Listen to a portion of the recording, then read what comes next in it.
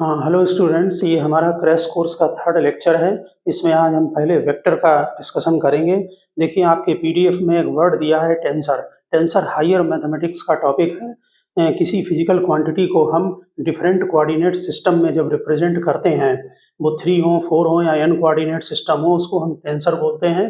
Tension word से, ये Latin से बना है, लेकिन हम स्केलर को जीरो रैंक का टेंसर और वेक्टर को फर्स्ट रैंक का टेंसर बोलते हैं। हमारे यहाँ कोई भी फिजिकल क्वांटिटी अगर वो स्केलर और वेक्टर नहीं है, तो हम उसको सीधे नोट करते हैं, it is neither scalar nor vector. ठीक, तो हम वेक्टर से स्टार्ट करते हैं। वेक्टर जो है उसकी डिफिनीशन में 4 पॉइंट है। एक मैग्नीट्यूड होना चाहिए, डायरेक्शन होना चाहिए, और एडिशन और सब्ट्रैक्शन वेक्टर मेथड से होना चाहिए। ठीक, और अगर एडिशन है वेक्टर का, वो कम्यूटेटिव होना चाहिए। तो जैसे यहाँ पर हम एग्जाम्पल लेते हैं, ये हमने चारों पॉइंट यहाँ पर लिख दिए हैं। करंट स्केलर क्वांटिटी है। करंट को हम स्केलर इसलिए लेते हैं कि उसमें मैग्नीट्यूड और डायरेक्शन तो है, लेकिन अगर मान लीजिए करंट इधर फ्लो हो रही है, इसमें इस तरफ फ्लो हो रही है, इसमें एरो लगाते हैं, मैग्नीट्यूड भी है, डायरेक्शन भी है, दोनों वायर को अगर एक जगह अटैच करते हैं, तो इसमें अगर 4 एम्पियर है, इसमें 5 एम्पियर है, तो इस वायर में 9 एम्पियर की करंट होगी।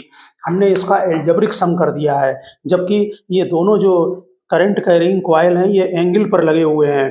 ठीक है ना, इसलिए जो हम इसको, जो करंट है वो स्ट्रिक्टली स्केलर क्वांटिटी है, वो वेक्टर नहीं है, क्योंकि वो वेक्टर की डिफिनीशन को कंप्लीट फॉलो नहीं करती है। ठीक इसी तरह से ध्यान रखना कि स्मॉल एंगुलर डिस्प्लेसमेंट वेक्टर होता है, लेकिन लार्ज एंगुलर डिस्प्लेसमेंट जो है वो स्केलर क्वांटिटी है। लार्ज एंगुलर डिस्प्लेसमेंट का मीनिंग आप यहाँ पर समझने की कोशिश करें। जैसे हमारा ये कोई कॉपी है, ये कम्यूटेटिव रूल को फॉलो नहीं करता है।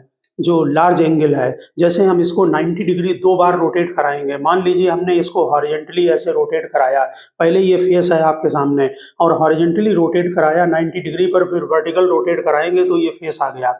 अब हम इसका, ये हम ले रहे हैं θ1, ये ले रहे हैं θ2। ठीक, अब हम जो ये फेस है, पहले θ2 लेंगे वर्टिकल में, और फिर इसको ऐसे रोटेट कराएंगे θ1 में, तो फेस चेंज हो जाएगा। इसका मीनिंग ये है कि θ1 plus θ2 not equal to θ2 plus θ1, यानी कि एंगुलर डिस्प्लेसमेंट कम्यूटेटिव रूल को फॉलो नहीं करता है।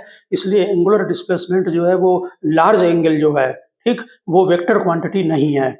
लेकिन स्मॉल एंगल जो होता है वो वेक्टर होता है, क्योंकि वो कम्यूटेटिव रूल को फॉलो करता है।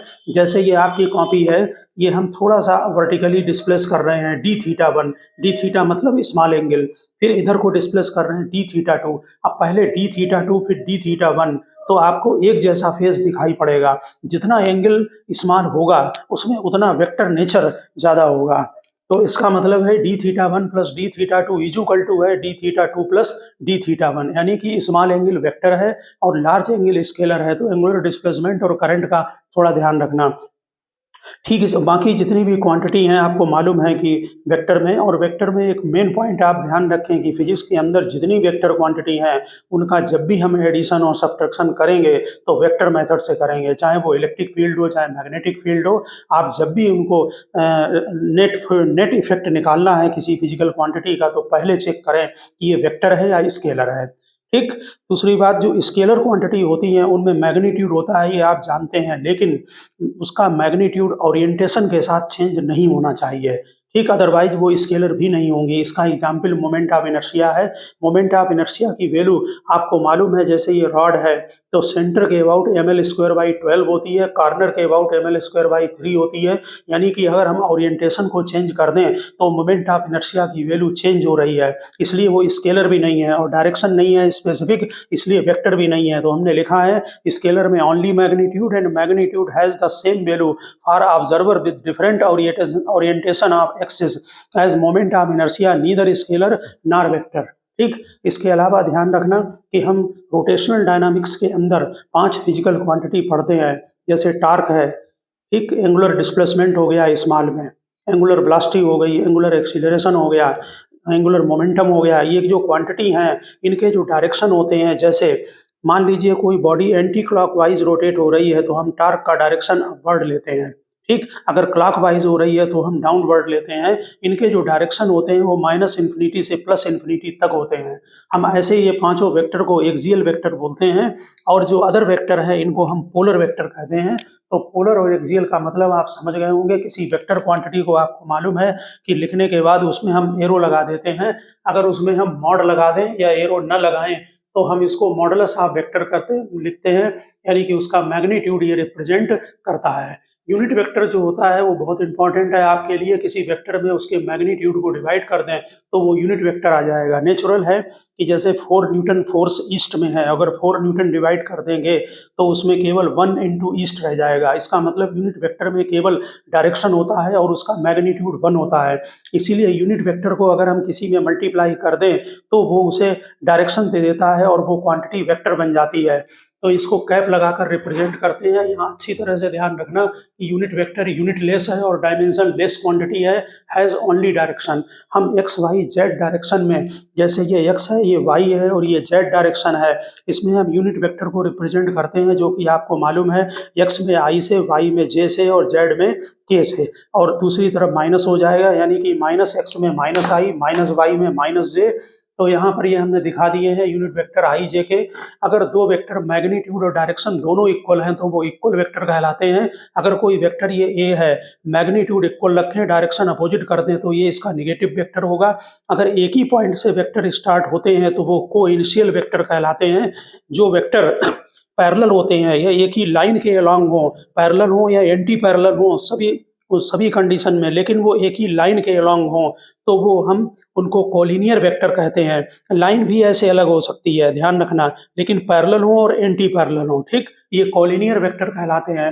हम जो फिजिक्स में अपने सिलेबस में जो स्टडी करते हैं वो हम स्लाइडिंग वेक्टर की करते हैं। हम वेक्टर जैसे किसी पॉइंट पर लग रहा है तो इसको हम यहाँ पर, ये इसका हेड है और ये टेल है, हेड पर आपको मालूम है एरो लगाते हैं, इसको हम स्लाइड करके शिफ्ट कर सकते हैं पैरेलल, ठीक। तो हम स्लाइडिंग वेक्टर का स्टडी करते हैं। Initial point can be displaced along the line, ठीक। जब हम किसी वेक्टर को ओरिजिन से हम अटैच करते हैं, जैसे ये कोई पॉइंट P है और ये ओरिजिन से इसकी डिस्टेंस जो है वो हम r ले रहे हैं, तो यहाँ पर ये पोजीशन वेक्टर कहलाता है, ठीक है ना। यानी हम ओरिजिन से उसका डिस्प्लेसमेंट देखेंगे कि कितना है तो वो पोजीशन वेक्टर कहलाता है। अगर कोई पार्टिकल P से Q को शिफ्ट हो गया तो ये PQ जो है वो डिस्प्लेसमेंट वेक्टर कहलाता है। अगर P का इनिशियल पोजीशन वेक्टर r1 है और ये Q पर पहुंच गया, इसका पोजीशन वेक्टर r2 है, तो नेचुरल है हम ट्रायंगल रूल से OP plus PQ is equal to OQ लिखेंगे। तो PQ इज इक्वल टू हो जाएगा OQ माइनस OP, इसका मतलब R2 माइनस R1। ध्यान रहे कि डिस्प्लेसमेंट वेक्टर और इनको लिखते समय अगर वेक्टर का साइन है तो उसे यूनिट वेक्टर आई जे के में रिप्रेजेंट करते हैं, ठीक। हम किसी भी वेक्टर को, अगर मान लीजिए कोई वेक्टर एक्स एक्सिस में लग रहा है, ठीक, तो एक्स एक्सिस में 4 न्यूटन का फोर्स लग रहा है, अगर उसे हम वेक्टर में लिखना है तो हम 4i लिखेंगे। अगर जेड में लग रहा है तो हम 4k लिखेंगे। लेकिन अगर कहीं बीच में लगता है, ना एक्स में ना वाई में ना जेड में, तो उसका हम कंपोनेंट करेंगे। हम पहले एक्स एक्सिस में देखते हैं, एक्स वाई प्लेन पर कंपोनेंट देखेंगे। ये एक्स वाई एक्सिस है, इसमें ये वेक्टर आर है, इसको यहाँ से परपेंडिकुलर डाल दीजिए। जो इसका एक्स कंपोनेंट है उसको हमने आर एक्स लिखा है। नेचुरल यहाँ अगर कॉस थीटा लगा दें तो बेस अपान हाइपोटेनस होगा, जिससे थीटा बनाता है उसमें कॉस लगाया करें तो X component R cos theta होगा। और ये इधर जो वाई कंपोनेंट है ये इसके पैरेलल होगा, तो ये Y component R sine theta होगा, ठीक। ये लिख दिया आर एक्स और आर वाई। अब जो एक्स कंपोनेंट है उसमें यूनिट वेक्टर आई लगा दें और वाई कंपोनेंट में यूनिट वेक्टर जे लगा दें। तो हम इसको अगर वेक्टर में रिप्रेजेंट करते हैं तो इस तरह से लिख सकते हैं कि R cos theta I plus R sine theta J, या हम डायरेक्ट एक्स कंपोनेंट को एक्स लिख दें, वाई कंपोनेंट को वाई लिख दें। यहाँ ये भी ध्यान रखना कि अगर क्वाड्रेंट चेंज हो जाए तो आप नेगेटिव साइन आपको लगाना है। जैसे ये सेकंड क्वाड्रेंट में है, इसमें वाई कंपोनेंट पॉजिटिव होगा लेकिन एक्स कंपोनेंट नेगेटिव होगा, तो एक्स में यहाँ पर माइनस एक्स करें और वाई में जे लगाएं। इसी तरह से थर्ड क्वाड्रेंट में अगर है तो एक्स और वाई दोनों नेगेटिव होंगे। एक्स की जगह आप आर कॉस थीटा पुटअप कर सकते हैं, वाई की जगह आर साइन थीटा पुटअप कर सकते हैं। ये फोर्थ क्वाड्रेंट है, इसमें एक्स पॉजिटिव होगा लेकिन वाई यहाँ पर नेगेटिव होगा। एक्स में जिससे थीटा बनाता है, ध्यान रखना, वो उसमें कॉस थीटा लगाएंगे और दूसरे वाले में साइन थीटा लगाएंगे। जैसे ये कोई फोर्स है, हमने इसको 4 न्यूटन लिया है, ये फर्स्ट क्वाड्रेंट में है और ये एक्स एक्सिस के साथ 30 डिग्री एंगल बना रहा है। ऐसी कंडीशन में अगर एक्स कंपोनेंट देखेंगे तो 4 cos 30 होगा और वाई कंपोनेंट 4 sin 30 होगा। cos 30 और sin 30 की वैल्यू पुटअप कर दें तो ये 2√3i + 2j हो जाएगा। इसमें i j का ध्यान रखना। दूसरी बात, इस पॉइंट को भी ध्यान रखें, अगर कोई वेक्टर आपको गिवन है, मान लीजिए आपको कोई वेक्टर दिया हुआ है एक्स आई प्लस वाई जे, तो इसको देखते ही समझ जाएं कि ये फर्स्ट क्वाड्रेंट में है, और इसका अगर मैग्नीट्यूड निकालना है तो नेचुरल है कि इसका मैग्नीट्यूड आपका root X square plus Y square हो जाएगा, ठीक है ना। और अगर एंगल निकालना है, मान लीजिए एक्स एक्सिस के साथ एंगल निकालना है, तो जो टेन थीटा ये वेक्टर आर है, इसका ये वाई कंपोनेंट है, ये एक्स है, तो ध्यान से देखें यहाँ पर टेन थीटा वाई अपान एक्स होगा। जब भी किसी हम वेक्टर क्वांटिटी को रिप्रेजेंट करेंगे तो उसमें हम मैग्नीट्यूड और डायरेक्शन हम दोनों को दिखाएंगे, इस बात का स्ट्रिक्टली आप ध्यान। हाँ, वेक्टर का जो है वो एक बहुत इंपॉर्टेंट पॉइंट है, वो ध्यान रखना कि जो पोजीशन वेक्टर होते हैं उनको हम क्वाड्रेंट के हिसाब से देखते हैं कि उसमें एक्स पॉजिटिव होगा या नेगेटिव होगा कोऑर्डिनेट। लेकिन अगर जो अदर वेक्टर होते हैं, वो कोई भी वेक्टर हो, वेलोसिटी हो, एक्सीलरेशन हो, इलेक्ट्रिक फील्ड हो, मैग्नेटिक फील्ड हो, उसमें हम डायरेक्शन को चेक करते हैं। आप एक एग्जाम्पल से इस बात को समझने की कोशिश करें। जैसे कोई पार्टिकल सर्कुलर मोशन में मूव कर रहा है और किसी समय ये हमने इसको फर्स्ट क्वाड्रेंट में लिया है, इसकी पोजीशन P पर है और इसकी डिस्टेंस सेंटर से R है, तो इसका जो पोजीशन वेक्टर है उसमें चूंकि ये फर्स्ट क्वाड्रेंट में है और पोजीशन वेक्टर जो OP है वो O से P की तरफ ये होगा ऐसे। इसके आप दो कंपोनेंट करेंगे जिसमें कि x और y दोनों पॉजिटिव होंगे। आपको मालूम है अगर ये एंगल थीटा है तो x r cos थीटा होगा और y r sin थीटा होगा। लेकिन अगर वेलोसिटी देखें तो टेंजेंशियल इस डायरेक्शन को होगी। वेलोसिटी में आप यहाँ पर डायरेक्शन बनाएं और फिर इसके कंपोनेंट करें। इस तरफ x कंपोनेंट होगा, इधर y होगा, क्योंकि एरो इस तरफ है, ध्यान दें एरो इस तरफ है, इसलिए एक कंपोनेंट x इधर होगा, y इधर होगा। थीटा को चेक करें, अगर ये एंगल थीटा है तो ये एंगल थीटा आएगा, ठीक। जब दो लाइन के बीच में, हमने कई बार इसको रिपीट किया है, दो लाइन के बीच में अगर एंगल थीटा होता है तो उनकी जो परपेंडिकुलर लाइन होती है, जैसे एक इसके परपेंडिकुलर ले लो, एक इसके परपेंडिकुलर, तो उनके बीच भी थीटा होगा। जैसे ये हॉरिजॉन्टल है, ये वर्टिकल है, और आर और वेलोसिटी ये 90 पर है, इसलिए ये थीटा बनेगा। ओके, यहाँ पर y component v cos theta होगा, x component v sin theta होगा। x में यहाँ नेगेटिव लगेगा और y में पॉजिटिव लगेगा, ठीक। जबकि ये है फर्स्ट क्वाड्रेंट में। वेलोसिटी में डायरेक्शन देखेंगे। इसी तरह से एक्सीलरेशन आपको मालूम होगा टूवर्ड सेंटर होता है। अगर इसका एरो इस तरफ को है, इसके अगर दोनों कंपोनेंट करेंगे तो x नेगेटिव होगा, y नेगेटिव होगा, इसमें ये दोनों नेगेटिव आएंगे, ठीक। एंगल यहाँ से आप चेक कर लेंगे, यहाँ पर थीटा ये आएगा, x होगा ये cos थीटा, y होगा ये साइन थीटा। तो अच्छी तरह से ये बात ध्यान रखना कि पोजीशन वेक्टर में हम क्वाड्रेंट देखते हैं प्लस और माइनस लगाने के लिए। अदर फिजिक्स में जितने भी वेक्टर हैं उसमें हम डायरेक्शन देखकर फिर कंपोनेंट करेंगे। इसी तरह से एक छोटा सा क्वेश्चन देखें, ये कोई वेक्टर है OP, इसका ये वैल्यू दी है I प्लस रूट 3j, इसको 60 डिग्री रोटेट करा दिया एंटी क्लॉकवाइज, ये डायरेक्शन बना रोटेशन का, ये पहुंच गया OQ पर। अब नया वेक्टर बताना है। नेचुरल है कि रोटेट कराने में, जैसे ये लेंथ इतनी है, इसको रोटेट करा दो तो इसका मैग्नीट्यूड चेंज नहीं होगा, तो इसका मैग्नीट्यूड निकाल लिया और यहाँ मैग्नीट्यूड 1 है, इसका रूट 3 है, तो रूट 3 का स्क्वायर 3, 1 का 1, तो ये 2 आया। एंगल निकाल लो, ये वाला 60 डिग्री आ गया। हमने फिर से डायग्राम बनाया, ये 60 डिग्री एंगल है, आपने 60 डिग्री इसको रोटेट कराया है, ये ऊपर वाला 30, तो ये भी 60 बन गया। अब नए क्वाड्रेंट में जब ये पहुंचेगा तो x नेगेटिव हो गया, y पॉजिटिव हो गया। फिर से इसके कंपोनेंट करें, 2 cos 60 x कंपोनेंट होगा, 2 sin 60 y कंपोनेंट होगा। जिससे एंगल बनाए उसमें cos लें, दूसरे वाले में sin लें। 60 x से बना रहा है इसलिए x में cos लगाएं, ठीक।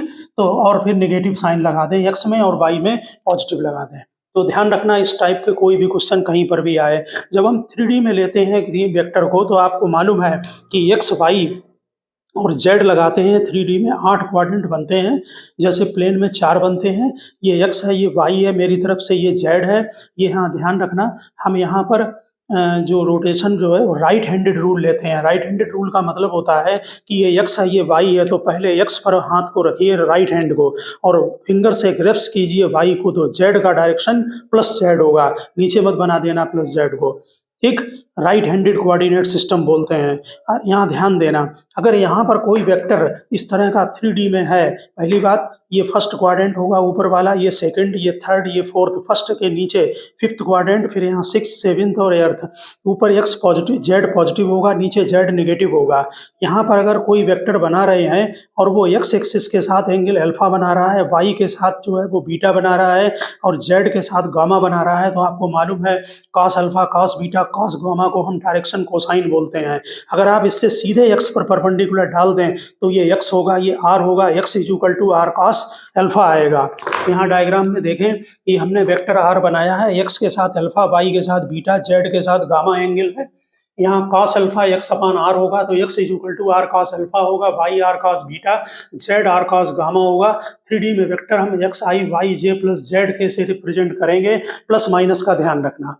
और मैग्नीट्यूड हम उसी तरह से निकालते हैं, इसमें मॉड लगा दें, root X square plus Y square plus Z square. Unit vector निकालना है तो वेक्टर में मैग्नीट्यूड को डिवाइड कर दें।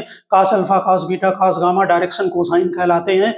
अगर इनको तीनों को स्क्वायर करके ऐड कर दें यहाँ से निकाल कर, तो ये 1 आता है। आपको मालूम होना चाहिए cos square alpha, cos square beta, cos square gamma is equal to 1 होगा। sin square alpha, sin square beta, sin square gamma is equal to 2 आ जाएगा। cos को sin में चेंज कर लें। एक छोटा सा क्वेश्चन यहाँ चेक करें, और इस टाइप का कोई भी क्वेश्चन आए तो उसे आप लगा लेना। ये वेक्टर ए है, ये वेक्टर बी है। एक ऐसा वेक्टर बताना है जिसका मैग्नीट्यूड तो ए हो लेकिन पैरेलल टू बी हो। तो ध्यान रखना, जिसके वो पैरेलल दें उसका आप यूनिट वेक्टर निकाल दें, क्योंकि यूनिट वेक्टर उसको डायरेक्शन दे देता है। तो पैरेलल है, यूनिट वेक्टर बी का निकालना है तो बी का मैग्नीट्यूड निकालिए। ये 7 का स्क्वायर 24 का स्क्वायर का रूट लें तो 25 आएगा। वेक्टर से इसको डिवाइड कर दें तो बी का यूनिट वेक्टर आ गया। अब मैग्नीट्यूड जिसका इसने बोला है वो ए ले लें, ए का मैग्नीट्यूड निकाल लें 5, और जो वेक्टर आपको चाहिए है उसका मैग्नीट्यूड ए का होना चाहिए, डायरेक्शन बी का होना चाहिए। तो बी के यूनिट वेक्टर को इसमें मल्टीप्लाई कर दें तो आपका ये वेक्टर बन जाएगा। इसी तरह से और भी क्वेश्चन हो सकते हैं, मोर देन 2 वेक्टर हो सकते हैं कि कोई वेक्टर ए के पैरेलल है और उसका मैग्नीट्यूड रिजल्टेंट है बी और सी का, तो बी और सी को प्लस करें, ठीक, और उसका मैग्नीट्यूड निकालें, जिसका वो डायरेक्शन बोलें उसका यूनिट वेक्टर निकालें, ठीक। अब एक पॉइंट यहाँ मेन ध्यान रखना, एंगल बिटवीन जो 2 वेक्टर होता है, जैसे ये वेक्टर ए है, ये वेक्टर बी है, इनको टेल टू टेल अटैच कीजिए। एंगल 2 वेक्टर के बीच में हमेशा 0 से 180 डिग्री के बीच में होगा, इक्वल टू भी होगा। तो एंगल हमेशा जो लेते हैं, जब टेल टू टेल अटैच हो तो इनसाइड लेते हैं, हेड टू टेल अटैच हो तो आउटसाइड लेते हैं। इंपॉर्टेंट पॉइंट है, मिस्टेक ना हो कहीं, ध्यान रखना। अब जब वेक्टर का आप एडिशन करते हैं तो ज्योमेट्री से तो यहाँ एडिशन करेंगे नहीं हम। यहाँ ये वेक्टर ए है, बी है, आपको मालूम 2 मेथड है, ट्रेंगल मेथड है, पैरेललोग्राम मेथड है। ये बी को आगे शिफ्ट करके पैरेललोग्राम यहाँ कंप्लीट कीजिए, ए और बी को यहाँ शिफ्ट कर दीजिए। इसका जो डायगोनल होगा वो रिजल्टेंट शो करेगा। यहाँ से आपको ध्यान होगा डेरिवेशन करते समय बी का इधर कंपोनेंट लेते थे, B cos theta, vertical component B sine theta. इसके रिजल्टेंट का formula root A square plus B square plus 2ab cos theta होगा, ठीक। और ये एंगल बहुत जरूरत पड़ती है वेक्टर जब भी कोई फिजिकल क्वांटिटी का अगर आंसर आपको निकालना है तो ध्यान रखना मैग्नीट्यूड और डायरेक्शन आपको दोनों देने पड़ेंगे। ये फार्मूला मैग्नीट्यूड देता है, डायरेक्शन भी निकालें, बिल्कुल क्लियर। यहाँ से tan alpha perpendicular upon base perpendicular B sine theta, base A plus B cos theta होगा। ये जो एंगल बनाता है अच्छी तरह से ध्यान रखना, अल्फा एंगल ए के साथ बनाता है। यहाँ पर ये जो वेक्टर है ध्यान देना, ये रिजल्टेंट है, रिजल्टेंट का ए के साथ एंगल अल्फा है। अगर ए को वेक्टर को हम इंक्रीज कर देंगे तो ये जो वेक्टर है अल्फा ये रेड्यूस होने लगेगा, लाइन जो है वो ए की तरफ झुकने लगेगी, ठीक। इस फार्मूला में ध्यान रखना, जब हम वेक्टर का एडिशन करते हैं तो 2 मेथड हैं, एक तो पैरेललोग्राम मेथड है, दूसरा वेक्टर का रिजोल्यूशन मेथड है, जो कि हम कूलम्स लॉ वगैरह में यूज करते हैं। 2 के लिए आप पैरेललोग्राम लगा दें वो प्रीफर रहेगा। रिजोल्यूशन मेथड किसी में भी लगा सकते हैं, 2 वेक्टर का रिजल्टेंट हो या मोर देन 2 वेक्टर का रिजल्टेंट हो। आपको ध्यान होगा अगर थीटा 0 डिग्री है तो दोनों वेक्टर एक ही डायरेक्शन को लगेंगे, और इस समय जो r इज इक्वल टू होगा वो उनका एल्जेब्रिक सम होगा। जैसे ही किसी ब्लॉक को हम अगर फोर्स लगाएं 4 न्यूटन इधर 3 न्यूटन इधर, तो इसमें नेट फोर्स 7 न्यूटन का लगेगा, ठीक। इसी तरह से अगर 180 डिग्री पर है तो रिजल्टेंट माइनस हो जाएगा, cos 180 माइनस 1 रख देते हैं, यहाँ पर a माइनस बी का होल स्क्वायर बनेगा, रूट लेने पर ये a माइनस बी आ जाएगा। अगर 90 डिग्री पर है तो यहाँ cos 90 0 होगा, पाइथागोरस लगा दें, ठीक, वैसे भी 90 पर पाइथागोरस बन लगता है। ध्यान रहे अच्छी तरह से, ये बहुत इंपॉर्टेंट पॉइंट है। अगर दो वेक्टर इक्वल हैं ए और बी, उनके मैग्नीट्यूड इक्वल हैं, वेक्टर नहीं इक्वल है, मैग्नीट्यूड इक्वल है, क्योंकि डायरेक्शन अलग अलग है, ठीक है ना। तो इनके अगर मैग्नीट्यूड इक्वल हैं तो एक तो ये डायरेक्ट फार्मूला बनता है, या फिर इसमें आप बी की जगह ए पुटअप कर दें। ठीक, अगर यहाँ बी की जगह ए पुटअप करते हैं, यहाँ 2a² को कॉमन लें, cos थीटा का हाफ एंगल फार्मूला लगाएं तो ये डायरेक्ट फार्मूला भी बनता है। रिजल्टेंट का 2a cos theta by 2, theta is the angle between vector A and B है। अगर दो वेक्टर 60 डिग्री पर एक्ट कर रहे हैं तो उनका रिजल्टेंट का मैग्नीट्यूड a√3 आएगा। चाहे आप इसमें डायरेक्ट cos 60 डाल दें, √3/2 सॉरी cos 60 1/2, 2 से 2 कैंसिल हो जाएगा, 3a² आएगा, ये a√3 हो जाएगा, ठीक है। ठीक इसी तरह से अगर दो वेक्टर 120 डिग्री पर एक्ट कर रहे हैं तो रिजल्टेंट इनका सेम आता है। cos 120 की वैल्यू -1/2 होगी, 2 से 2 कैंसिल कर दें, यहाँ b की जगह a डालें तो r = a आ जाएगा, या इसमें आप डायरेक्ट वैल्यू डाल दें। ठीक, इसी तरह से अगर 90 डिग्री पर तो इक्वल वेक्टर एक्ट कर रहे हैं तो वैसे भी पाइथागोरस लगेगा, a√2 होगा। इन इक्वल वेक्टर की कंडीशन में जो रिजल्टेंट होगा वो हमेशा दोनों वेक्टर को बाइसेक्ट करेगा। इसलिए यहाँ 60 डिग्री है तो अल्फा 30 डिग्री आया, यहाँ 120 डिग्री है तो अल्फा 60 डिग्री आया, और 90 डिग्री है तो अल्फा 45 डिग्री आया। ठीक, तो रिजल्टेंट ध्यान रखना, ये तीनों पॉइंट जो है वो आप इनको लर्न कर। देखिए, मोर देन 2 वेक्टर के लिए जब हम रिजल्टेंट निकालेंगे तो उनका जो रिजल्टेंट होगा वो हम रिजोल्यूशन मेथड से निकालेंगे। आप 2 वेक्टर का भी निकाल सकते हैं रिजोल्यूशन मेथड से, लेकिन पैरेललोग्राम थोड़ा डायरेक्ट मेथड है और इजी रहता है।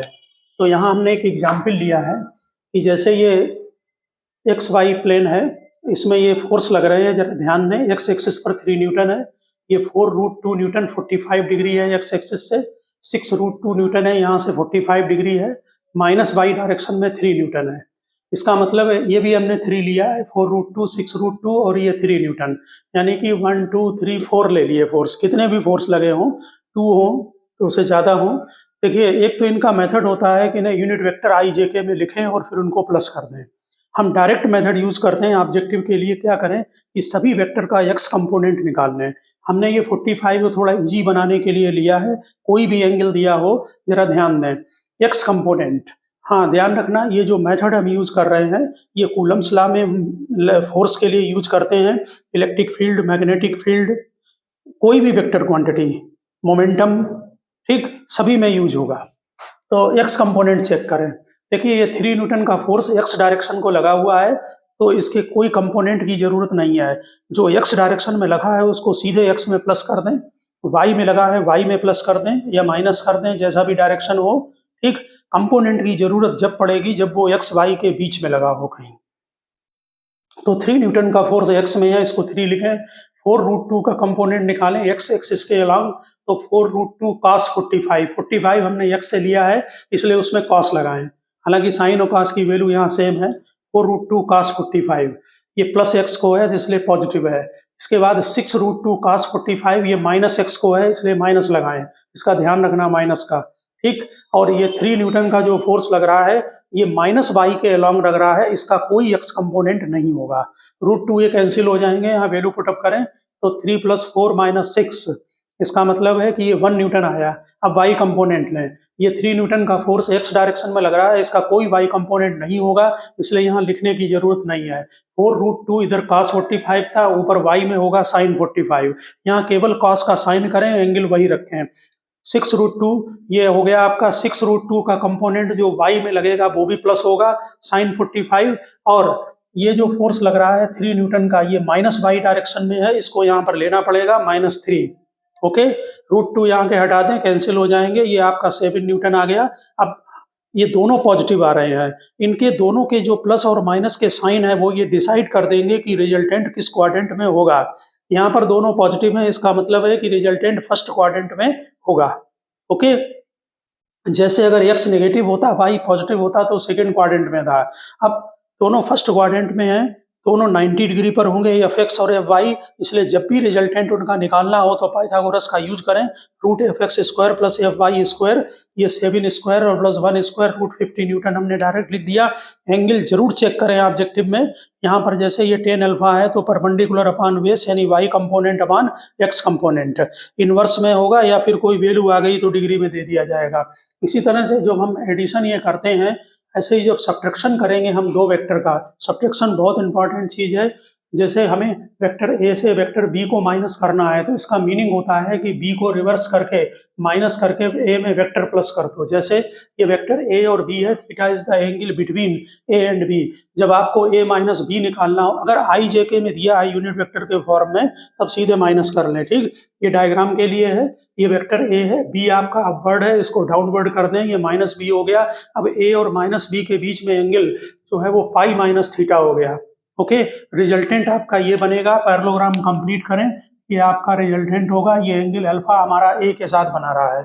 तो जो हमारा टू वेक्टर का मेथड है, A square plus B square parallelogram लगा वही लगाएं। 2ab cos pi minus theta cos pi minus theta minus cos theta होता है। ये रिजल्टेंट का फार्मूला बन गया। और अल्फा जो एंगल बना रहा है टेन अल्फा, वहां भी थीटा की जगह पाई माइनस थीटा पुटअप करते हैं। Sine pi minus theta positive होगा, cos pi minus theta negative होगा।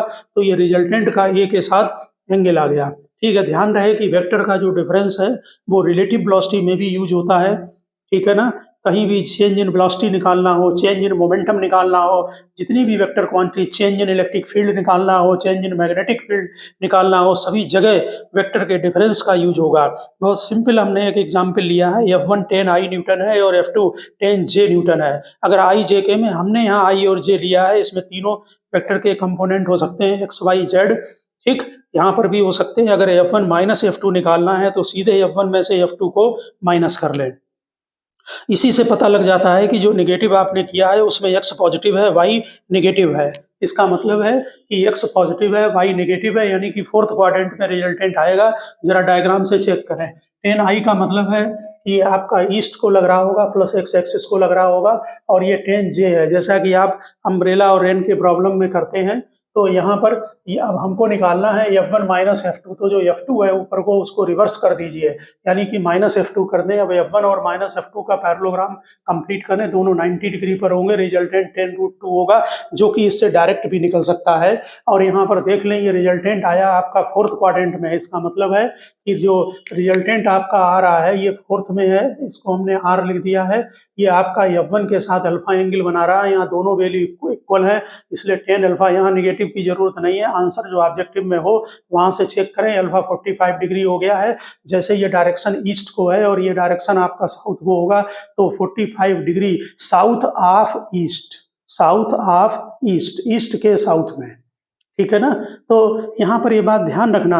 इसी तरह से अगर रिलेटिव वेलोसिटी आएगी, ये तो हमने फोर्स ले लिया है, आप यहाँ पर वेलोसिटी v1 और v2 लिख दें और v1 माइनस v2 निकालें तो रिलेटिव वेलोसिटी हो जाएगी। इसका मतलब है कि v2 को माइनस करेंगे, ऑब्जर्वर v2 पर होता है उसमें, जिसको नेगेटिव करते हैं, तब रिलेटिव वेलोसिटी का डायरेक्शन ये आएगा। कोई भी वेक्टर क्वांटिटी हो सभी में ऐसे ही निकालेंगे। ठीक है ना, जैसे ये सर्कुलर मोशन में देखिए, ये हमारा पार्टिकल एंटी क्लॉकवाइज रिवॉल्व कर रहा है। मान लीजिए किसी समय इसकी पोजीशन ए पर है और after some time position B पर है, ये 90 डिग्री जो है वो रिवॉल्व कर गया है। तो v1 वेक्टर, इनके दो यूनिफॉर्म हमने सर्कुलर मोशन लिया है या यूनिफॉर्म लिखा है, तो v1 आपका जो है ऊपर की तरफ है तो 10 जे होगा, और v2 आपका इस तरफ है, इसलिए यहाँ पर माइनस 10 आई होगा। ठीक, अब हमें चेंज इन वेलोसिटी निकालना है। चेंज इन वेलोसिटी का मतलब फाइनल माइनस इनिशियल। हमेशा जब चेंज निकालना हो तो फाइनल माइनस इनिशियल। इसका मतलब v2 माइनस v1। v2 आपका माइनस 10 आई है, v1 आपका माइनस 10 जे होगा। ठीक, आप डायग्राम से देख ले, और मैग्नीट्यूड भी इसका आप डायरेक्ट निकाल सकते हैं। ये चेंज इन वेलोसिटी आया। अगर आपको चेंज इन वेलोसिटी का यहाँ से मैग्नीट्यूड लेना है तो 10 का स्क्वायर और 10 का स्क्वायर, इसका मतलब 10√2 मीटर पर सेकेंड होगा। डायग्राम से चेक करें। v1 v2 माइनस v1, यानी कि v1 को आपको रिवर्स करना है। v2 किधर है, लेफ्ट को है, माइनस आई डायरेक्शन में है, माइनस एक्स डायरेक्शन में है। v2 v1 आपका अपवर्ड था, इसको डाउनवर्ड कर दें क्योंकि माइनस करना है। पैरेललोग्राम कंप्लीट करें, ये आपको चेंज इन वेलोसिटी का डायरेक्शन होगा। इसमें देखिए यहाँ पर ये दोनों नेगेटिव हैं, दोनों नेगेटिव का मतलब है थर्ड क्वाड्रेंट में, ये थर्ड क्वाड्रेंट में है। ठीक, और इसका अगर मैग्नीट्यूड निकालना हो तो 10√2 होगा। तो चेंज इन वेलोसिटी जो है वो वेक्टर फॉर्म में लिखी जाएगी, लेकिन magnitude of change in velocity अलग चीज है। यूनिफॉर्म सर्कुलर मोशन में स्पीड कांस्टेंट होती है, सर्कुलर मोशन में भी बताएंगे। यहाँ पर जो चेंज इन स्पीड है वो 0 होगी, लेकिन यहाँ चेंज इन वेलोसिटी है, ठीक है, क्योंकि डायरेक्शन चेंज हो रहा है। ऐसे ही सर्कुलर मोशन के किसी भी पॉइंट पर आप चेंज इन वेलोसिटी का कैलकुलेशन कर सकते हैं।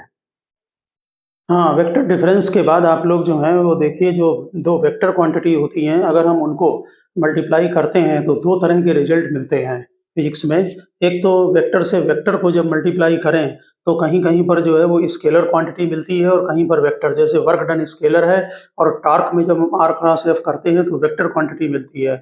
इसलिए हम उसको दो तरह से डिफाइन करते हैं। जब हमें रिजल्ट स्केलर मिलता है तो उसे स्केलर प्रोडक्ट बोलते हैं, उसमें बीच में डॉट लगाते हैं, इसलिए उसे डॉट प्रोडक्ट कहते हैं। और जब वेक्टर रिजल्ट आता है तो उसे हम वेक्टर प्रोडक्ट और उसमें बीच में क्रॉस लगाते हैं, तो वेक्टर क्वांटिटी के बीच में, इसलिए उसको हम क्रॉस प्रोडक्ट बोलते हैं। तो देखिए, स्केलर प्रोडक्ट की जो फार्मूला है वो A dot B is equal to AB cos theta है। Theta is the angle between vector A and B होगा। ओके, यहाँ A का मैग्नीट्यूड है और B का मैग्नीट्यूड है। इसी तरह से जो यूनिट वेक्टर होते हैं, जैसे आप I डॉट I निकालते हैं तो यूनिट वेक्टर का मैग्नीट्यूड 1 होगा, इसका भी मैग्नीट्यूड 1 होगा, और I और I के बीच में एंगल 0 होगा।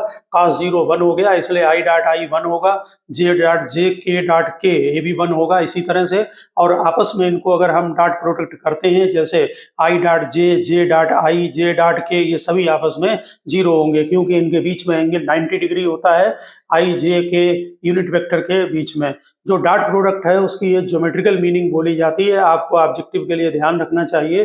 A dot B AB cos theta होता है। अगर हम A को अलग करें तो B cos थीटा क्या होगा, यहाँ देखें, ये वेक्टर A है, ये वेक्टर B है, B का कंपोनेंट कर लीजिए A के ऊपर, तो जो ये कंपोनेंट या प्रोजेक्शन वर्ड भी यूज करते हैं, ये B cos थीटा है, ठीक है। B का कंपोनेंट आपको मालूम है, कंपोनेंट वर्ड, तो जो B cos थीटा है वो component of B along A हुआ, ठीक। आगे भी फिजिक्स में जरूरत पड़ती है इसकी।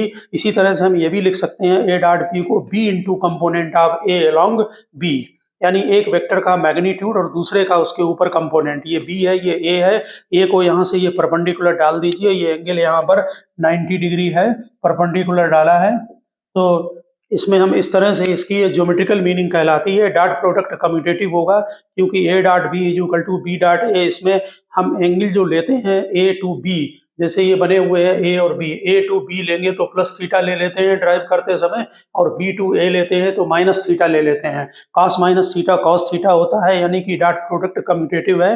अगर A डॉट B 0 आएगा, फिजिक्स में बहुत यूज होता है ऑब्जेक्टिव में, तो नेचुरल है कि एंगल बिटवीन A और B 90 डिग्री होगा, ठीक है। ऑर्थोगोनल वर्ड भी यूज करते हैं परपेंडिकुलर के लिए, तो रिवर्स भी प्रूव कर सकते हैं। A dot B AB cos theta होगा, और ये अगर 0 है तो A 0 नहीं है, B 0 नहीं है, तो cos थीटा 0 होगा, इसका मतलब थीटा 90 होगा। आपको मालूम है, हमने इसके पहले आपको डिस्कशन किया है कि जो एंगल बिटवीन टू वेक्टर होता है वो 0 से 180 डिग्री लेते हैं। तो 0 से अगर 90 डिग्री यानी कि वो फर्स्ट क्वाड्रेंट में है तो डॉट प्रोडक्ट पॉजिटिव होगा, क्योंकि cos थीटा की वैल्यू पॉजिटिव होगी। सेकंड क्वाड्रेंट में है तब आपकी cos थीटा की वैल्यू नेगेटिव होगी, यानी कि A डॉट B नेगेटिव होगा। अगर A डॉट A करते हैं तो A स्क्वायर होगा, क्योंकि cos 0 की वैल्यू 1 होगी। इसमें एक बहुत ही एक ये क्वेश्चन आता है, इंपॉर्टेंट है, स्केलर कंपोनेंट और वेक्टर कंपोनेंट। देखिए, scalar component of A along B, ये A वेक्टर, ये B वेक्टर है, अगर इसके ऊपर ये परपेंडिकुलर डालें तो ये जो डिस्टेंस है P से Q तक की, ये डिस्टेंस स्केलर कंपोनेंट है, और ये A cos थीटा के इक्वल होगी। ये स्केलर कंपोनेंट होगा A along B, यानी कि A cos थीटा की यहाँ पर वैल्यू डाल दें। A dot B is equal to AB cos theta होता है, तो cos theta A dot B upon AB होगा। A से A कैंसिल हो गया, B वेक्टर में मैग्नीट्यूड को डिवाइड करेंगे तो यूनिट वेक्टर आ जाएगा। इसका मतलब एक स्केलर कंपोनेंट या प्रोजेक्शन वर्ड भी लिखते हैं। हमें जिसके अलोंग निकालना है, ध्यान दें, अलोंग B, तो B का यूनिट वेक्टर निकालें और A के साथ डॉट प्रोडक्ट कर दें, ठीक। अगर वेक्टर कंपोनेंट पूछा जाए, जब क्वेश्चन में कुछ नहीं लिखा हो तो वेक्टर कंपोनेंट माना जाएगा। तो वेक्टर कंपोनेंट अगर A along B निकालते हैं तो स्केलर कंपोनेंट निकाल कर, और हमें along B निकालना है, इसलिए B के यूनिट वेक्टर को इसमें मल्टीप्लाई कर दें। सिंपली ध्यान रखना, यहाँ मल्टीप्लाई है, ना डॉट है ना क्रॉस है, ठीक। यहाँ से इस एग्जाम्पल से आप समझ लें और जरूर ध्यान रखना मेथड को। Find the component of A along B, ये ए है, हमें किसके अलोंग निकालना है, बी के अलोंग। तो जिसके अलोंग निकालना हो, या आप ऐसा भी कर सकते हैं कि ए कॉस थीटा होता है, कॉस थीटा की वैल्यू निकालें और ए के मैग्नीट्यूड में मल्टीप्लाई कर दें, अगर भूल जाएं तो हमें बी के अलोंग निकालना है, तो बी का पहले यूनिट वेक्टर निकालिए, बी वेक्टर में बी के मैग्नीट्यूड को डिवाइड करिए। बी का मैग्नीट्यूड यहाँ पर √3² + 4² यानी √13 होगा। और फिर स्केलर कंपोनेंट अगर पूछा जाए तो ए वेक्टर और उसमें बी का डॉट प्रोडक्ट, जिसके अलोंग हो उसका यूनिट वेक्टर निकाल कर डॉट प्रोडक्ट कर दें। ठीक, तो हमने ए की यहाँ पर वैल्यू पुटअप कर दी है, 3i + 4j डॉट लगा दिया है। ये आपने यूनिट वेक्टर बी का निकाला है, वो यहाँ नोट कर दिया है। दोनों डॉट प्रोडक्ट करें तो 3 2 जा 6 हो जाएगा और 4 3 जा 12 हो जाएगा। ध्यान रहे i डॉट i 1 होगा, i डॉट j 0 होगा। तो सेल्फ प्रोडक्ट कर दिया करें, यानी कि i का i के साथ, j को j के साथ, प्लस माइनस का ध्यान रखना। तो ये -6/13 आ गया। ये स्केलर कंपोनेंट होता है। अगर क्वेश्चन में कुछ नहीं लिखा है, पहली बात तो ऑब्जेक्टिव में आंसर दिया होगा तो आप उससे समझ जाएंगे। तो अगर वेक्टर कंपोनेंट निकालना है बी के अलोंग, तो बी के यूनिट वेक्टर को, ये निकाल रखा बी का यूनिट वेक्टर यहाँ पर, इसको सिंपली इसके साथ मल्टीप्लाई कर दीजिए तो √13 मिलकर ये 13 हो गया। ये आपका वेक्टर कंपोनेंट आ गया ए अलोंग बी। आपको डॉट प्रोडक्ट के एग्जाम्पल वैसे भी मालूम होंगे। वर्क डन होता है F dot D, power force F dot B, force और वेलोसिटी है। इसी तरह से फ्लक्स बी डॉट ए, ठीक, बी मैग्नेटिक फील्ड और ए एरिया है। ऐसे बहुत सारे एग्जाम्पल हैं आपको मालूम फिजिक्स में। ये कि क्वेश्चन आप जरूर ध्यान रखना कि अगर दो वेक्टर ए और बी हैं, उनका हम एडिशन करते हैं, ठीक, रिजल्टेंट का मतलब है उनका एडिशन निकालना। तो उनका अगर हम सम करते हैं और उनका मैग्नीट्यूड लें और a माइनस बी करें और फिर उनका मैग्नीट्यूड लें, अगर ये दोनों इक्वल हैं तो ये वेक्टर हमें 90 डिग्री पर होंगे। इसको आप पैरेललोग्राम लॉ से भी कर सकते हैं, ए और प्लस बी का मैग्नीट्यूड की वैल्यू डालकर, ठीक, या इस तरह से भी कर सकते हैं, दोनों तरफ का स्क्वायर करिए, इनका सेल्फ डॉट प्रोडक्ट करें, ठीक, यानी कि a प्लस बी में डॉट a प्लस बी, क्योंकि यहाँ पर हम आपको लिखा चुके हैं कि a डॉट a स्क्वायर होता है, तो a plus B dot a plus B करेंगे तो a प्लस बी का स्क्वायर आ जाएगा। उसी तरह से ये डॉट प्रोडक्ट कर लें, अब a डॉट a स्क्वायर होगा, a dot b dot a equal होते हैं, उनको सीधे डबल लिख दिया, 2a dot b dot b square होगा। इसी तरह से इनका डॉट प्रोडक्ट करें, a square b square cancel हो गए, 4a डॉट b 0 होगा। अगर a डॉट b को ओपन करेंगे तो a b cos थीटा आएगा। इसका मतलब a 0 नहीं होगा। अगर ए बी कॉस थीटा आपका 0 आता है तो नेचुरल है कि a 0 नहीं है, b 0 नहीं है, तो कॉस थीटा 0 है। इसका मतलब थीटा 90 डिग्री है, यानी कि दो वेक्टर 90 डिग्री पर होंगे। आप इसको प्रैक्टिकल ज्योमेट्री के डायग्राम से भी देख सकते हैं। ये वेक्टर a है, ये वेक्टर b है, इन दोनों को अगर 90 डिग्री पर हैं तो जो रिजल्टेंट है वो √a² + b² होगा। अगर हम a माइनस बी का सम निकालें तो ये वेक्टर a है और ये वेक्टर -b है। b आपका अपवर्ड है तो -b डाउनवर्ड होगा। पैरेललोग्राम कंप्लीट करें, यहाँ जो रिजल्टेंट आएगा दोनों 90 पर होने की वजह से यहाँ पर भी रिजल्टेंट √a² + b² आएगा। इसका मतलब दो वेक्टर का सम और उनका डिफरेंस का मैग्नीट्यूड अगर इक्वल आता है तो समझ लो कि दोनों वेक्टर वो 90 डिग्री पर एक्ट कर रहे हैं। देखिए, डॉट प्रोडक्ट का एक बहुत फैमिलियर क्वेश्चन होता है जो आपको मालूम भी है कि find the angle between two vector. जैसे ये एक फोर्स दिया हुआ है, डिस्प्लेसमेंट दिया है, इनके बीच में एंगल निकालना है, तो सीधे F dot D = F D cos theta. तो पहले इन दोनों का डॉट प्रोडक्ट करें। डॉट प्रोडक्ट में आपको ध्यान है i डॉट i 1 होता है, j डॉट j 1 होता है, k डॉट k 1 होता है और i डॉट j 0 होगा। इसलिए 3 का 5 में मल्टीप्लाई करें सीधे, 4 का 4 में मल्टीप्लाई करें, -5 का 3 में करें तो -15, ये 16 आ गया। फिर f का मैग्नीट्यूड निकालें, इनके कोफिशिएंट का स्क्वायर कर दें, 3 का स्क्वायर, 4 का स्क्वायर, -5 का स्क्वायर प्लस हो जाएगा, ये √50 आ गया। ऐसे d का मैग्नीट्यूड निकालें, ठीक, और फिर f dot D = F D cos theta में वैल्यू पुटअप कर दें, f की, d की और f डॉट d की, इससे कॉस थीटा निकल आएगा। अगर वैल्यू आपके आती है पूरी, जैसे 60 डिग्री आ जाए तब ठीक है, और नहीं तो इन्वर्स करके देख लें या जैसा भी ऑब्जेक्टिव में दिया हो। यहाँ पर ये दो यूनिट वेक्टर दिए हुए हैं, कैप लगा है तो इसका मतलब है यूनिट वेक्टर है। ये दो यूनिट वेक्टर का जो सम है वो भी यूनिट वेक्टर है। तो एंगल पूछा है a और b के बीच में कितना होगा, और साथ में उनके डिफरेंस का मैग्नीट्यूड भी पूछा है, ठीक। तो ये इसमें आप क्या करें, सेल्फ डॉट प्रोडक्ट करें, इन दोनों साइड का स्क्वायर करें, सेल्फ डॉट प्रोडक्ट कर दें, यानी कि a cap plus b cap dot a cap plus b cap. इसी तरह से c डॉट c हो जाएगा। देखिए, इनका मैग्नीट्यूड 1 है तो a डॉट a स्क्वायर होगा, उसकी जगह 1 लिखेंगे, b डॉट b² होगा, उसकी जगह 1 लिखेंगे क्योंकि मैग्नीट्यूड 1 है, और a dot b A B cos theta होता है, लेकिन ए और बी के मैग्नीट्यूड 1 है तो सीधे cos theta. B dot A B cos theta होगा, सी डॉट सी 1 हो गया तो कॉस थीटा -1/2 आ गया, यानी कि थीटा 120 डिग्री। ठीक, तो ये 120 डिग्री पर दो इक्वल वेक्टर हैं। वैसे भी आपको मालूम होगा यूनिट वेक्टर हैं तो दोनों इक्वल होंगे। अगर वो 120 डिग्री पर हैं तो उनका रिजल्टेंट इक्वल होता है, क्योंकि इनका मैग्नीट्यूड दोनों का 1 है तो रिजल्टेंट का मैग्नीट्यूड भी 1 होगा, तो 120 डिग्री आएगा। ठीक, अब जरा डिफरेंस को चेक करें। डिफरेंस में आप क्या करें यहाँ पर कि ए कैप माइनस बी कैप का मॉड हम स्क्वायर करके भी कर सकते हैं, सेल्फ डॉट प्रोडक्ट से, या हम उससे भी कर सकते हैं। आपका जो पैरेललोग्राम लॉ का फार्मूला है A square plus B square plus 2ab cos theta, तो ए कैप है माइनस बी कैप है, ए कैप का स्क्वायर प्लस बी कैप का square minus 2a cap difference है, इसलिए यहाँ माइनस बी कैप और cos 120 डिग्री। यहाँ theta angle between A and B होता है। ए कैप स्क्वायर की वैल्यू 1 होगी, इसकी वैल्यू 1 होगी, इन दोनों की वैल्यू 1 होगी। cos थीटा -1/2 रखें तो ये √3 टाइम्स हो जाएगा। अच्छा, ऑब्जेक्टिव में ध्यान रखना कि दो यूनिट वेक्टर का रिजल्टेंट यूनिट वेक्टर है तो उनके डिफरेंस का मैग्नीट्यूड √3 टाइम्स होगा। आप ये भी यहाँ से प्रूव कर सकते हैं, ए कैप माइनस बी कैप का अगर मैग्नीट्यूड निकालना है तो इसका स्क्वायर करें, इसे प्रूव करना है। ये 2 sin θ/2 के इक्वल होगा, इसको स्क्वायर करें। A cap minus B cap dot कर दें, A cap minus B cap, अब A cap dot A cap 1 होगा, बी डॉट बी 1 होगा क्योंकि मैग्नीट्यूड 1 है। ठीक, और ए डॉट बी और बी डॉट ए में ये सिंपली 2 cos थीटा आएगा। यहाँ से 1 + 1 2 करके 2 को कॉमन लें, cos थीटा को हाफ एंगल फार्मूला रखें, 1 - 2 sin स्क्वायर θ/2, 1 1 कैंसिल हो गया, ये आ गया 4 sin स्क्वायर θ/2। दोनों तरफ का रूट ले लें तो A cap minus B cap equal to 2 sin θ/2। इस टाइप का क्वेश्चन भी ध्यान रखना, ए का मैग्नीट्यूड 5 है, बी का मैग्नीट्यूड 12 है, सी का मैग्नीट्यूड 13 है और क्वेश्चन में गिवन है कि a + b = c, find the angle between B and C. यहाँ ध्यान रखना कि जिनके बीच में एंगल आपको निकालना हो वो हमेशा एक साइड को रखना।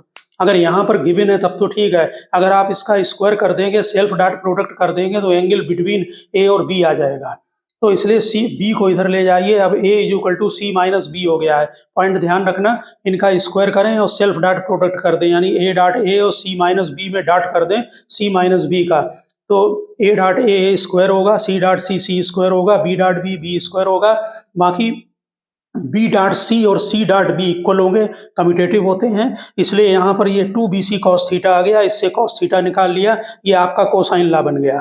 ठीक है, जो मैथ में यूज करते हैं। अब यहाँ पर बी सी ए इनकी सबकी वैल्यू पुटअप कर दें, ए बी सी की वैल्यू दी गई है तो cos थीटा की वैल्यू निकल आएगी। बस एक पॉइंट ध्यान रखना, जिसके बीच में एंगल निकालना है उसको दोनों को एक साइड कर लेना, ठीक है ना।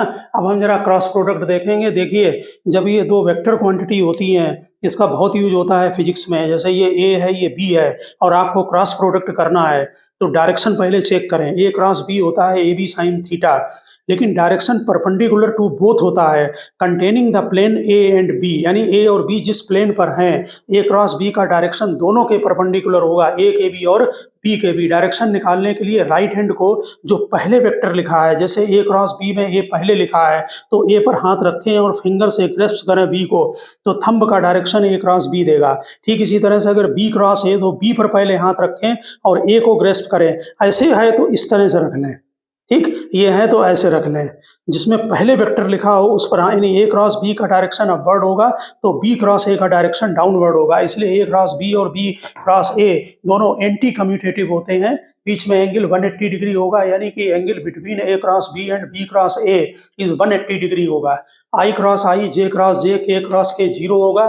ठीक, इनका मैग्नीट्यूड जो आपने ए क्रॉस बी लिखा है ए बी साइन थीटा और यूनिट वेक्टर एन, अगर हम ए क्रॉस बी का मैग्नीट्यूड लिखें तो डायरेक्शन गायब हो जाएगा, तो ये ए बी साइन थीटा के इक्वल आ जाएगा।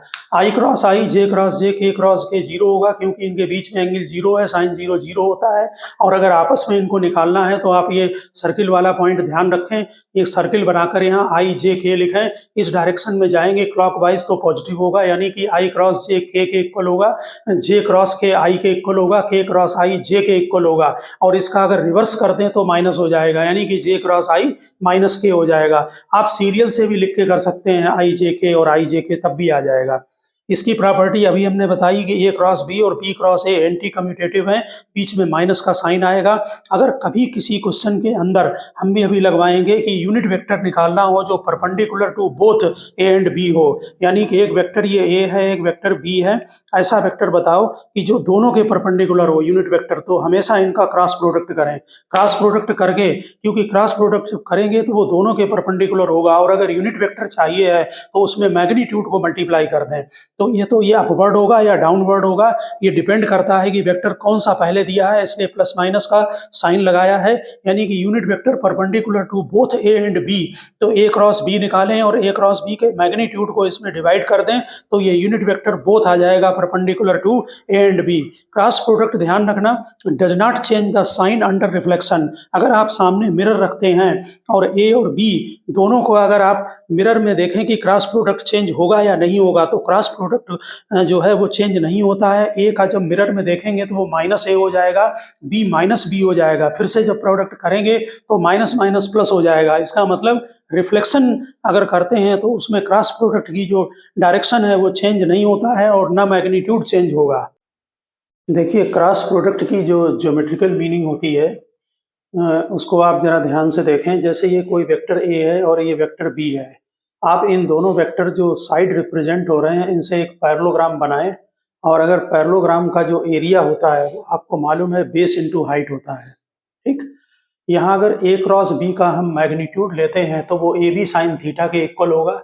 यहाँ जरा डायग्राम में देखें, यहाँ पैरेललोग्राम में ये जो पॉइंट लिया है ये पी आर टी एस है पैरेललोग्राम, एस से इस पे परपेंडिकुलर डाला है। ये जो परपेंडिकुलर डिस्टेंस क्यू एस डाली है तो इस ट्रायंगल में साइन थीटा लगा दें, ठीक। तो ये परपेंडिकुलर क्यू एस अपान ये आपका जो है वो साइन थीटा हाइपोटेनस यानी कि बी होगा, तो Q S is equal to ये हो गया बी साइन थीटा। तो अगर एरिया है पैरेललोग्राम का जो होता है वो बेस इंटू हाइट होता है, बेस इसका ए है और हाइट जो है वो बी साइन थीटा है। इसका मतलब पैरेललोग्राम का area A B sine theta से रिप्रेजेंट होगा, जो कि ए क्रॉस बी का मैग्नीट्यूड होता है।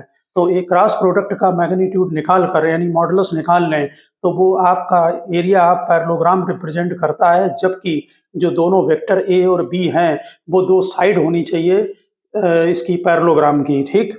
इसी तरह से अगर कोई ट्रायंगल दे दिया जाए तो इसको हम हाफ कर दें, अगर हाफ कर देंगे तो इसका एरिया हाफ हो जाएगा। तो ट्रायंगल का एरिया अगर जिसकी दो साइड ए और बी है रिप्रेजेंट करते हैं तो ए क्रॉस बी निकाल कर उसका मैग्नीट्यूड निकाल लें और उसको हाफ कर दें। अगर कभी कोई ऐसा क्वेश्चन आता है कि एरिया ऑफ ट्रायंगल हो और उसका जो वर्टेक्स होते हैं ए बी सी इनके पोजीशन वेक्टर दे दिए जाएं, जैसे ए का पोजीशन वेक्टर स्मॉल ए है, बी का स्मॉल बी है, सी का स्मॉल सी है, ऐसी कंडीशन में या तो आप एक काम करना कि दो साइड निकाल लें इससे, बी ए या और बी सी। बी ए होगा, देखिए vector B A is equal to होगा position vector of A minus position vector of B, B C होगा position vector of C minus position vector of B, यानी कि B ए side जो है वो आपका ए माइनस बी और ये सी माइनस बी आ जाएंगे। इनका क्रॉस प्रोडक्ट अगर करते हैं तो ये फार्मूला बनता है। तो ये थोड़ा लेंदी पड़ेगा, अगर आप साइड निकाल देंगे तो उनको आप वेक्टर प्रोडक्ट करके उसका मैग्नीट्यूड लेकर उसको हाफ कर दें तो ट्रायंगल का एरिया निकल आएगा। फिर भी वर्टेक्स अगर हैं तो इनका फिर फार्मूला ये बनता है A cross B plus B cross C plus C cross A और इसका हाफ, ठीक।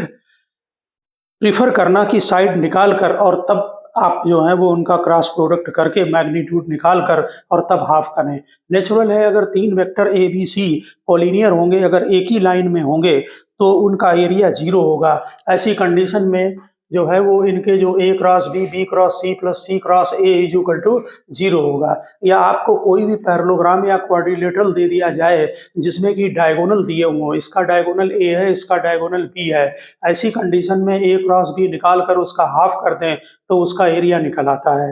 अब हम एक ही क्वेश्चन में जो आपने बहुत सारे ये पार्ट किए हैं उनको हम कंबाइंड करते हैं। जैसे ये कोई वेक्टर दिया है 2i plus 3j minus 4k, B vector दिया है i minus 2j plus 2k, और आप क्रॉस प्रोडक्ट निकालते हैं। इसी से आप मेथड भी सीख लें। इसमें आई जे के यहाँ यूनिट वेक्टर लिखते हैं, ये डिटर्मिनेंट मेथड है और इनके कोफिशिएंट को इसमें लिख दें। पहले आपने ए लिखा है, जैसे ए क्रॉस बी है तो पहले ए के कोफिशिएंट लिखें। कोफिशिएंट 2, 3 और -4 है, इसके कोफिशिएंट 1, -2 और 2 है। ठीक, उसके बाद ये 3/3 का डिटर्मिनेंट बन गया है। इसके बाद यहाँ पर यूनिट वेक्टर आई लिखें और आई लिखने के बाद इस रो को आप छोड़ दें, इस कॉलम को छोड़ दें, बचे हुए कोफिशिएंट 3, -2, -4 और 2 यहाँ लिख लें। ये 2/2 का डिटर्मिनेंट है। यहाँ पर -j लगाएं, ये रूल है यहाँ -j लगाना। ये आप कॉलम हटा दें, ये रो हटा दें, तो 2, 1, -4 और 2 यहाँ पर नोट कर दें। फिर आप +k लिखें, ये वाला रो हटाएं, ये k वाला कॉलम हटाएं, 2, 1, 3 और -2 यहाँ लिख दें। ठीक, उसके बाद आई लिखकर इसमें मल्टीप्लाई करें। पहले 3 का 2 में मल्टीप्लाई, यानी 3 2 या 6, फिर माइनस का साइन लगाएं और -4 का -2 में करेंगे तो माइनस के 8 आएंगे। ये माइनस माइनस प्लस हो जाएगा, लेकिन यहाँ बीच में एक माइनस लगा है इसलिए -8 हो जाएगा। फिर यहाँ माइनस का j लिखें, 2 का 2 में मल्टीप्लाई करें 4, बीच में एक माइनस का साइन होता है, -4 का 1 में करेंगे तो -4 माइनस माइनस प्लस हो जाएगा। k को लिखकर 2 का -2 में मल्टीप्लाई करें, माइनस के 4, फिर माइनस का साइन लगाएं, 3 का 1 में मल्टीप्लाई करें 3।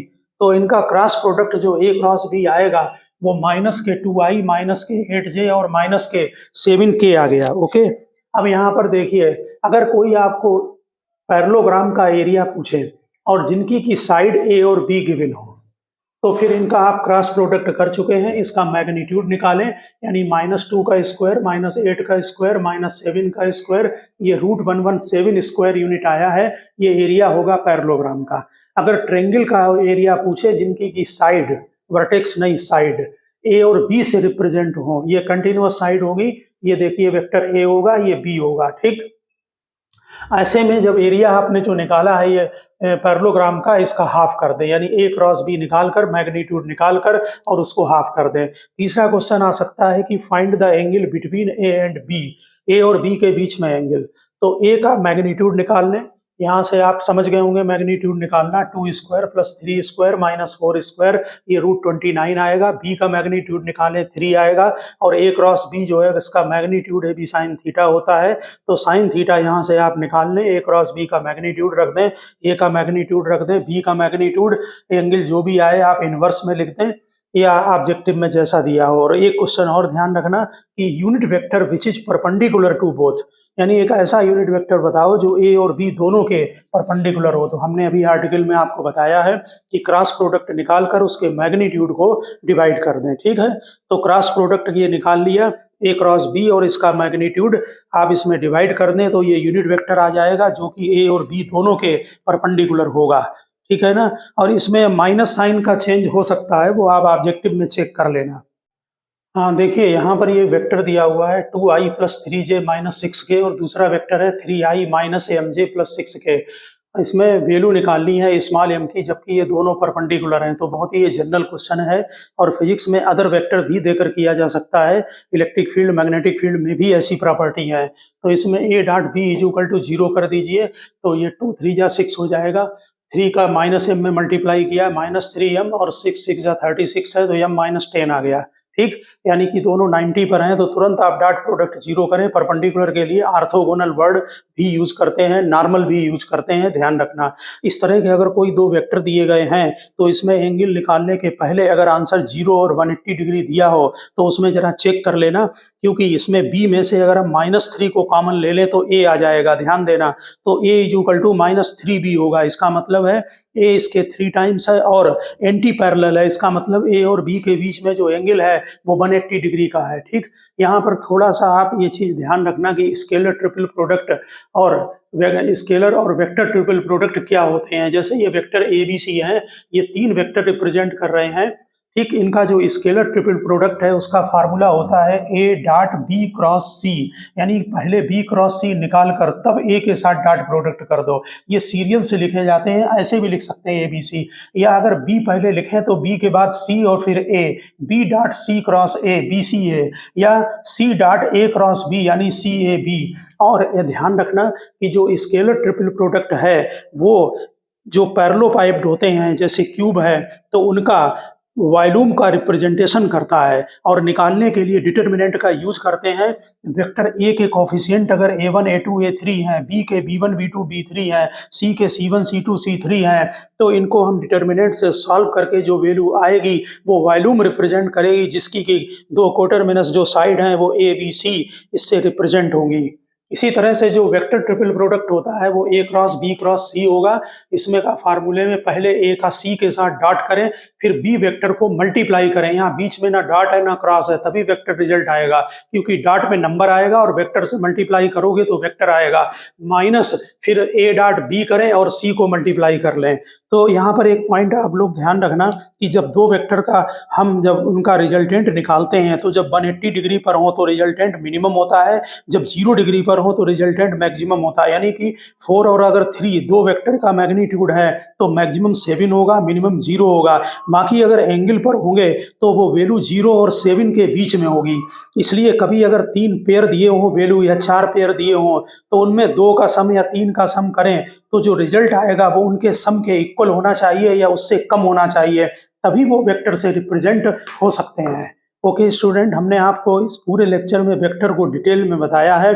आप अपनी जो हमने पीडीएफ दिया है उसकी एक्सरसाइज को जरूर लगाना, क्योंकि वेक्टर फिजिक्स का बेस है। ओके, मिलते हैं हम नेक्स्ट लेक्चर में।